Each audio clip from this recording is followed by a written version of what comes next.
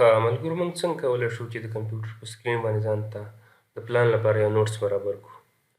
اکثره ملګري د کار پلان لري چې سبا به زه دا کار کوم، زه به دغه سټډي کوم، یا اکثره ملګري دي هغوی سټډي کوي، بوک مطالعه کوي، بوک سټډي کوي، خو هغې نه پیج نمبر غلطیږي.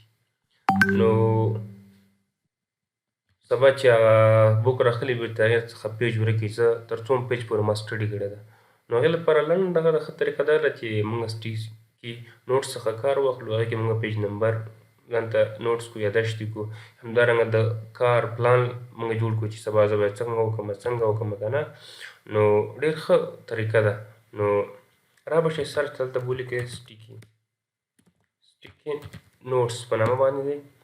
نو دا به تاسې انټر کړئ، دلته خلاصیږي. صحیح ده.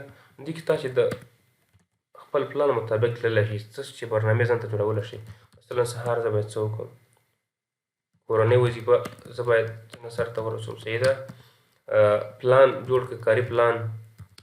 نو مختلف ستاسې د مرضۍ مطابق چې څه مو خوښه وي د بوک لپاره تاسې کله سټډي کوئ که نه، هغه پیج نمبر چې صحیح ده تر کوم پیج پورې موږ سټډي کړې ده. مثلا تللی یم، سبا چې زه راځم ما نه بوک کې پیج نمبر هېر وي، نو چې راشم پلانکې پیج نمبر دومره دی، نو هغې نه تاسې سټارټ واخلئ. همدارنګه اډ نه تاسې کولی شئ چې یو بل نوی اډ کړئ، هغې کې تاسې ځان ته بېل څه یادښت جوړ کړئ.